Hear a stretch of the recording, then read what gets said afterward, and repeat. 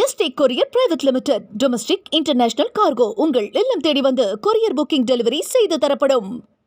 Doctor Sreevarma ஆயுள் தரும் ஆயுர்வேதா அறுவை சிகிச்சை இல்லா குணம் ஆயுள் கால நிவாரணம்.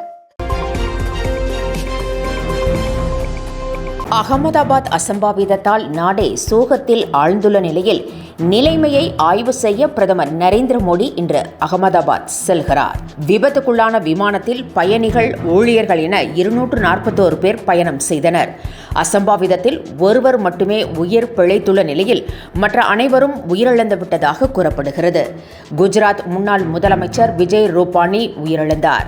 இந்த சம்பவம் குறித்து தனது துயரத்தை வெளிப்படுத்தியுள்ள பிரதமர், இதை வார்த்தைகளால் விவரிக்க முடியாத அளவிற்கு இதயம் நொறுங்கி உள்ளதாக கூறியிருக்கிறார்.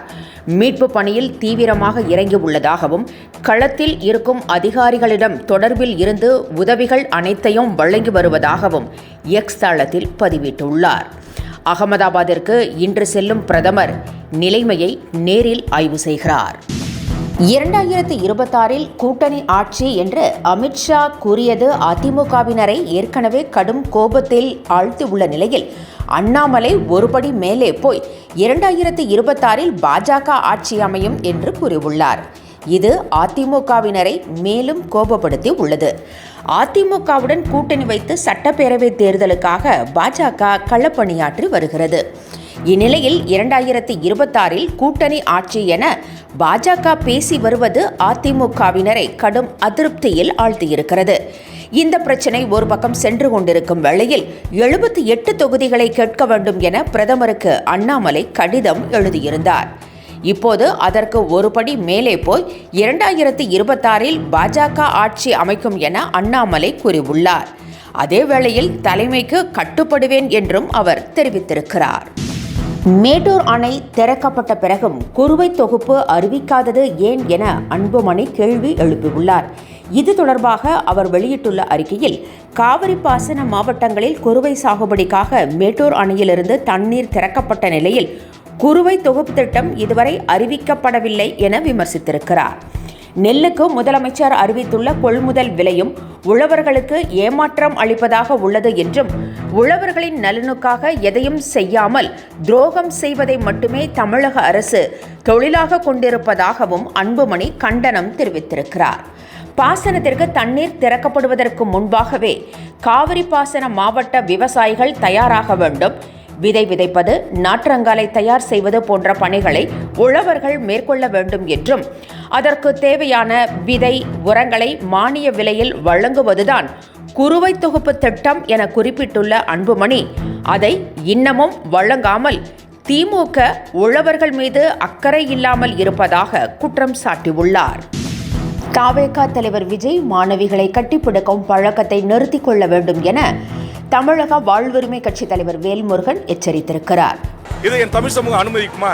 இத கோடிக்கணக்கான மக்கள் பார்க்கறாங்கல்ல, அப்ப இது எப்படிப்பட்ட ஒரு பண்பாட்டு சீரழிவு? விழுப்புரத்தில் நடந்த கட்சி நிர்வாகியின் குடும்ப விழாவில் தவேக தலைவர் வேல்முருகன் பேசினார். தானும் ஆயிரக்கணக்கான மாணவர்களை படிக்க வைப்பதாகவும், விஜய் தற்போதுதான் பரிசுகளை கொடுக்கிறார் என்றும் குறிப்பிட்டுள்ளார். நடிகர்கள் அஜித், ரஜினிகாந்த் ஆகியோர் யதார்த்தத்தை புரிந்து கொண்டு அரசியல் கட்சி தொடங்கவில்லை என்று வேல்முருகன் கூறியுள்ளார். கஷ்டப்பட்டு படிக்க வைத்த பெற்றோர்கள், சொல்லிக் கொடுத்த ஆசிரியர்களையும் விஜய் அவமானப்படுத்திவிட்டார். இனியாவது நடிகர் விஜய் இந்த பழக்கத்தை நிறுத்திக் கொள்ள வேண்டும் என்றும் எச்சரித்திருக்கிறார். சென்னை ராமாபுரம் பகுதியில் மெட்ரோ ரயிலின் கட்டுமான பகுதி திடீரென கீழே விழுந்து நொறுங்கியது. இதில் ஒருவர் உயிரிழந்ததாக கூறப்படுகிறது. சென்னையை அடுத்த பூந்தமல்லியில் இருந்து பரங்கிமலை வரை மெட்ரோ ரயில் கட்டுமான பணிகள் நடைபெற்று வருகின்றன. ரயில்வே பாலத்தின் கீழ் 30 அடி உயரத்தில் வாகனங்கள் செல்லும் வழியில் பாலம் அமைக்கும் பணி நடைபெறுகிறது. இதில் ஒரு ராட்சத கட்டுமான பகுதி திடீரென்று கீழே சரிந்து மவுண்ட் பூந்தமல்லி சாலையில் நொறுங்கி விழுந்தது. 35 வயது மதிக்கத்தக்க வாலிபர் மீது அது விழுந்ததால் அவர் சம்பவ இடத்திலேயே உயிரிழந்ததாக கூறப்படுகிறது. இந்த சம்பவம் பெரும் அதிர்ச்சியை ஏற்படுத்தியுள்ள நிலையில் விரைவில் முழு விசாரணை நடத்தப்படும் என மெட்ரோ நிர்வாகம் அறிவித்திருக்கிறது. கான்கிரீட்டுகளை உடனடியாக அகற்றும் பணியில் ஊழியர்கள் ஈடுபட்டனர். திமுக கூட்டணியில் இருந்து எந்த கட்சியும் விலகாது என அமைச்சர் ஐ. பெரியசாமி தெரிவித்திருக்கிறார். திண்டுக்கல்லில் பேட்டியளித்த அவர், கடந்த காலங்களில் எந்த இயக்கங்களுக்கு எவ்வளவு தொகுதி ஒதுக்கப்பட்டதோ அதேபோல முதலமைச்சர் தற்போதும் வழங்குவார் என்று கூறியிருக்கிறார்.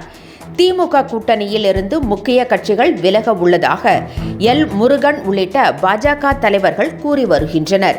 இது குறித்து கருத்து தெரிவித்துள்ள ஐ. பெரியசாமி, தண்ணீர் இல்லாத பாறை கிணற்றில் எப்படி விழுவார்கள் என கேட்டுள்ளார்.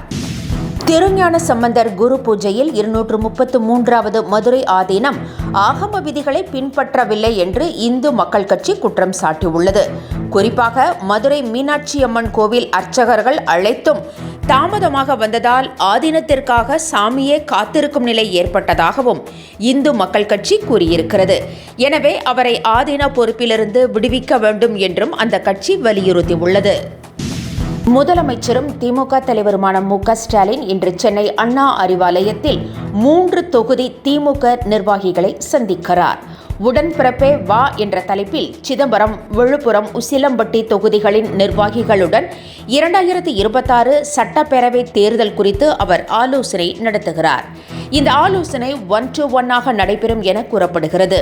தேர்தலில் வெற்றி வாய்ப்பு, மக்கள் நலத்திட்டங்களுக்கான வரவேற்பு, எம்எல்ஏக்களின் செயல்பாடுகள் குறித்து முதலமைச்சர் பேசுகிறார் என்று சொல்லப்படுகிறது.